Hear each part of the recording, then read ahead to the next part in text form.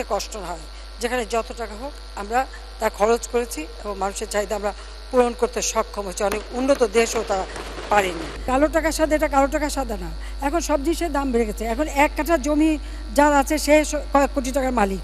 এই ঢাকা শহরে এক কাঠা জমি থাকলে কয়েক কোটি টাকার মালিক।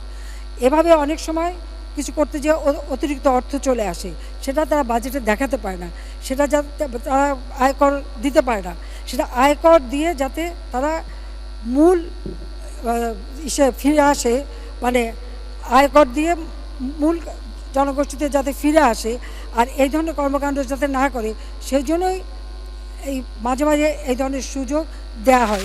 চরম দারিদ্র্য নেমে আসবে শূন্যের কোঠায় এবং দারিদ্র্য সীমার নিচে থাকবে 3%-এরও কম মানুষ। এ লক্ষ্যে উৎপাদনশীলতা ও আয় বৃদ্ধির পাশাপাশি দারিদ্র্যের হার কমানোর উপর আমরা সব সময় বিশেষ নজর দিয়ে আসছি। উন্নয়নের সুফল সকলের নিকট পৌঁছে দেওয়ার লক্ষ্যে আমাদের সরকার অন্তর্ভুক্তিমূলক উন্নয়ন কৌশল অবলম্বন করে আসছে। চুক্তি আর সমঝোতা স্মারকের মধ্যে কেন পার্থক্য বুঝতে পারছেন না, সেটি আমার বোধগম্য নয়। এবং সমস্ত সমঝোতা স্মারক দেশের স্বার্থেই করা হয়েছে। আমরা ভারতের ভূমির উপর দিয়ে নেপাল থেকে জলবিদ্যুৎ আমদানি করার চুক্তি স্বাক্ষর করেছি। ভুটানের সাথেও আলাপ আলোচনা চলছে। সেই কানেক্টিভিটিকে আমরা আরো বাড়াতে চাই।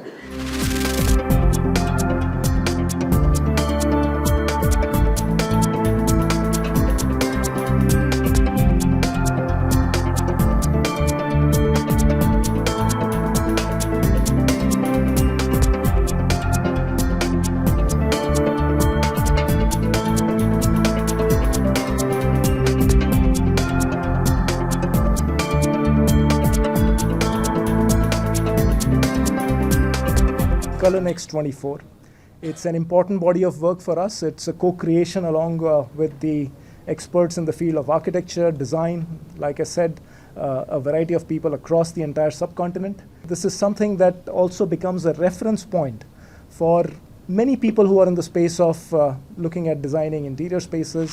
আমাদের এই বছর আমরা 2024 সালের বাজেটের জন্য 53,69,00,000 টাকা আমরা এই বাজেট দিয়েছি এবং যেটি কংগ্রেস আমাদের এটাকে অনুমোদন দিয়েছে। তবে আমাদের নিজেদের যে সম্ভাব্য আয় সেটি 31,49,00,000 টাকা। আমাদের ঘাটতি থাকে প্রায় 22,20,00,000 টাকা। সেটা আমরা বাংলাদেশ ফুটবল ফেডারেশন আমাদের যারা আছেন, কাজী সালাউদ্দিন সহ আমরা যারা আছি, তারা পৃষ্ঠপোষকতা আমাদের স্পন্সরের সাথে আমরা কথা বলছি, সেখান থেকে আমরা কিছু করব।